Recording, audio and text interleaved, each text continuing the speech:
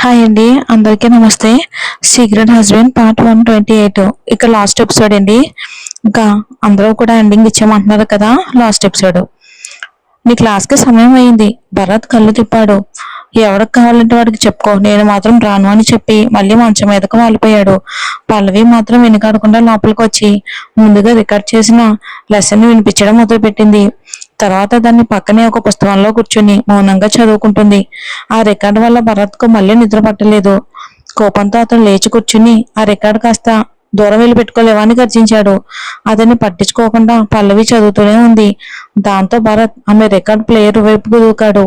పల్లవి record plain తన గుండెకు హత్తుకుంది. చేతులతో రక్షణగా కప్పుకుంటూ నిబ్బరంగా చెప్పింది, మళ్ళీ ఇలా చేస్తే నన్ను వేధిస్తున్నావని ఆరోపిస్తాను. భరత్ ఒక్కసారిగా ఆగిపోయాడు. ఈ ఎత్తుగడ అతనికి బాగా తెలుసు. గతంలో అతను 3 ఉపాధ్యాయులను వదిలించుకోవడానికి ఇలాంటి ఆరోపణ ఉపయోగించాడు. తన టీచర్స్ తనను వేధించాడని అతను ఆదిత్య అబద్ధం చెప్పాడు. భరత్లో కోపం పెళ్లిపింకింది. అతను అరిచాడు, ఎవరు నిన్ను వేధిస్తున్నారని అనుకుంటున్నావు? నేను నువ్వు అద్దంలో చూసుకున్నావా? నేను ఒక నీచుడిగా ముద్ర పడడానికి చాలా అందంగా ఉన్నావు.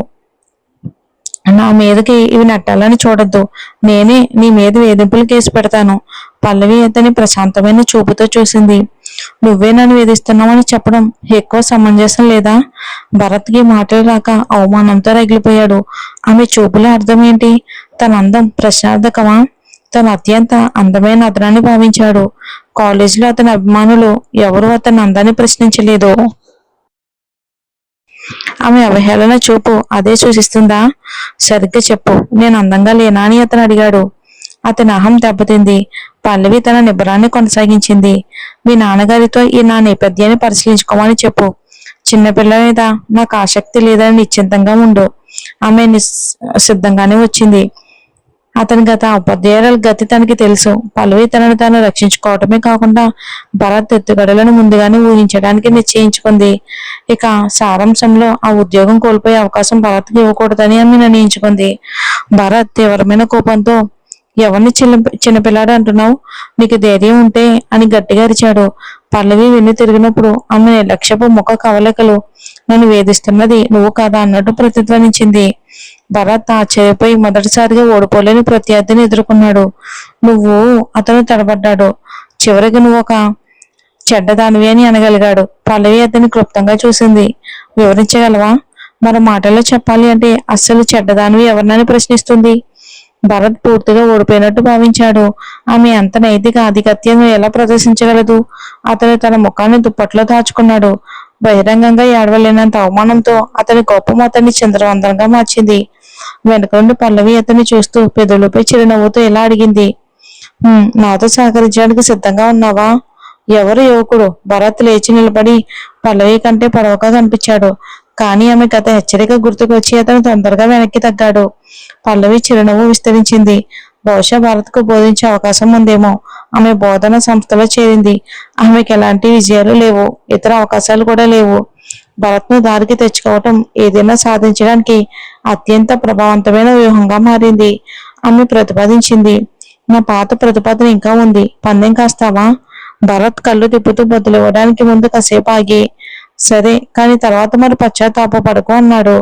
ఒప్పుకున్నాను. మంచిది. అయితే వచ్చే శుక్రవారం కోసం రెడీగా ఉండు. నా ఆదేశాల కోసం వేచి ఉండు. భరత్ ప్రభావవంతమైన ఒక సవాలు విసిరాడు. ఆదిత్య విదేశాల్లో ఉంటాడని తెలిసి అతను వచ్చే శుక్రవారాన్ని వ్యూహాత్మకంగా ఎంచుకున్నాడు. దాంతో తనని ఎవరు అదుపు చేయలేరు. ఈ అతి విశ్వాసంగా ఉపాధ్యాయుడికి గట్టి గుణపాఠం చెప్పాలని అతని ప్రణాళిక. ఇప్పుడు ఈ పనులతో మొదలుపెట్టు, పల్లవి ఆజ్ఞాపించింది. ఒక పని కట్టను అందిస్తూ భరత్ ఆ పనుల వైపుకు చూస్తూ కొంచెం ఓడిపోయినట్టు భావించేశాడు. అయితే ఆమెను చికాకు పెట్టాలని ఆలోచన అతన్ని ప్రోత్సహించింది. అతను అయిష్టంగానే పరీక్ష మొదలుపెట్టాడు. భరత్ తొందరగా ఒకటి పూర్తి చేశాడు. పల్లవి దాన్ని సమీక్షించి హేళనగా నవ్వింది. ఒక చిన్న పిల్లాడు కూడా దీనికంటే బాగా చేస్తాడు. భరత్ ఆత్మవిశ్వాసం ఒకప్పుడు అంచంచలంగా ఉండేది. ఇప్పుడు కుప్పగొలడం మొదలయ్యింది.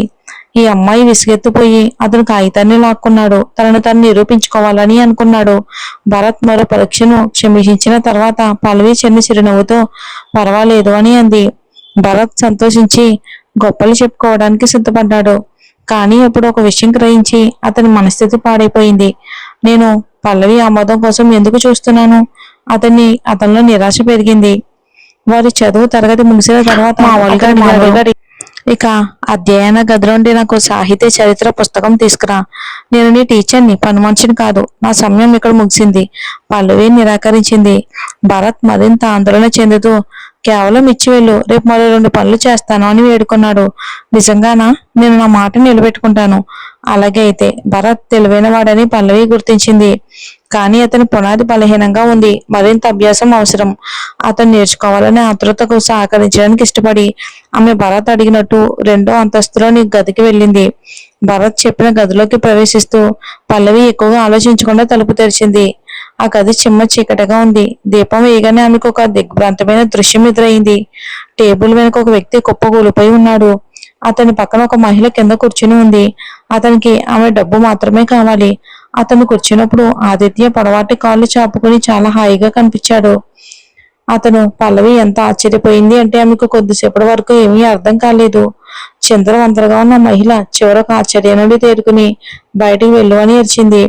అప్పుడు గాని పల్లవి లోకంలోకి రాలేదు. అసలు ఏం జరుగుతుందో అర్థమయ్యేసరికి సిగ్గుతో ఆమె ముఖం కందిపోయింది. ఆమె వెంటనే క్షమాపణ చెప్పి బయటికి నడిచింది. కానీ ఆమె వెనుక తలుపు మూసుకునే లోపే ఆదిత్య గొంతు వినిపించింది. పల్లవి ఆగు. పల్లవి మళ్ళీ ఆశ్చర్యపోయింది. ఆమె ఆగిపోయి పల్లవికి వీపు చూపిస్తూ అక్కడే నిలబడింది. వెళ్ళాలా ఉండాలా అని ఆమె ఆలోచిస్తూ ఉంది. ఆదిత్య ఆమె కళ్ళల్లోకి కోపంతో చూశాడు. అతను గంభీరమైన గొంతుతో, కింద నా కోసం ఎదురు చూడు అన్నాడు. తన ముఖం ఇంకా ఎర్రగానే ఉంది. పల్లవికి తెలుసు. అందుకే వెనక్కి తిరిగి చూసే ధైర్యం చేయలేదు. ఆమె చకచక మెట్లు దిగి కిందకి వెళ్ళిపోయింది. ఇక గది తలుపు మళ్ళీ మూసుకున్నప్పుడు ఆ మహిళ మళ్ళీ అతని మీదకు వంగింది. ఆమె శరీరం నీళ్ళలా మొత్తం ఉంది. కానీ ఆదిత్య ఏమాత్రం పట్టించుకోకుండా అక్కడే ఉన్నాడు. అతను అత్యంత నిర్లిప్తంగా ఉన్నాడు. ఆ మహిళ మనసులో నిరాశ చెందింది. ఇందాక అతను ఇప్పటికే ఉత్తేజితుడయ్యాడని ఆమె భావించింది. కానీ ఇంతలోనే ఇలా చల్లబడిపోయాడు. అలా అడ్డుగా వచ్చినందుకు ఆమె మనసులోని పల్లవిని తిట్టుకోకుండా ఉండలేకపోయింది. ఆమె దృష్టిలో ఇదంతా పల్లవి తప్పే. శైలజ, బయటికి వెళ్ళు, ఆదిత్య చల్లగా అన్నాడు. అతను లేచి నిలబడి అన్ని సరి చేసుకుని బయటికి వచ్చాడు. ఇక అది నిర్లక్ష్యపు భావం ఉంది. అతని ముఖ కవలికలతో ఏమాత్రం ఇక ఆనందం పొందిన ఛాయలు లేవు. ఇందాకటిది అతనికి లెక్క కానట్టుగా ఉంది. అయితే శైలజ అంత తేలిగ్గా వదిలేసే రకం కాదు. ఆమె హైదరాబాద్ విశ్వవిద్యాలయంలో అత్యుత్తమ విద్యార్థులలో ఒకటిగా పట్టభద్రురాలే అయింది. మరియు ఆదిత్యకు సహాయకురాలుగా సిఫార్సు చేయబడింది. శంషాబాద్ విమానాశ్రయంలో అనుభవజ్ఞుడైన ఈ వ్యక్తిని మొదటిసారి చూసినప్పుడే అతను ఆమె హృదయాన్ని దోచుకున్నాడు. అది చూడగానే కలిగిన ప్రేమే అని ఆమె చెప్పాలి. అతని వృత్తి వివరాలు అతని వయసు 35 సంవత్సరాలు అని చూసినట్టు ఆమెకు గుర్తుంది. కానీ అతన్ని నేరుగా చూసినప్పుడు అతను 30 ఏళ్లు దాటినట్టు కూడా కనిపించలేదు. ఆదిత్య అందంగా హుందాగా కనిపించాడు. అతని ఉన్నత కుటుంబం మరియు విద్య నేపథ్యం అతనికి కాలంతో పాటు నిలిచిపోయే గాంభీర్యాన్ని ఇచ్చాయి. అతను ప్రతి స్త్రీ కలల రాకుమారుడని చెప్పడం అతిశయోక్తే కాదు. ఇంతకీ ఆ అమ్మాయి ఆదిత్యాన్ని ఇష్టపడుతుంది. తర్వాత కిందకొచ్చిన ఆదిత్య పల్లవితో మాట్లాడ్డాడు. తను నన్ను లవ్ చేస్తుంది కాబట్టి మేమిద్దరం ఒకటి అవ్వాలనుకుంటున్నామని. పల్లవి ఇంక ఇదంతా నాకెందుకులే, క్లాస్ అయిపోయింది అని వెళ్ళిపోయింది. ఇక ఇలాగే రోజు కూడా గడుస్తూ ఉంటుంది. పల్లవి రావడం, భరత్కి చదువు చెప్పడం, తను కూడా మంచిగా లైన్లోనే పడ్డాడు. పల్లవి చెప్తుంటే బాగా అర్థం చేసుకునేవాడు. దానికి ఆదిత్య కూడా చాలా సంతోషించాడు. రోజులు అలా గడుస్తూ ఉన్నాయి. రాహుల్ కూడా పల్లవిని మర్చిపోలేకపోతున్నాడు. రాహుల్ ఇంట్లో చెప్పేశాడు ఐశ్వర్యాన్ని చేసుకోను అని.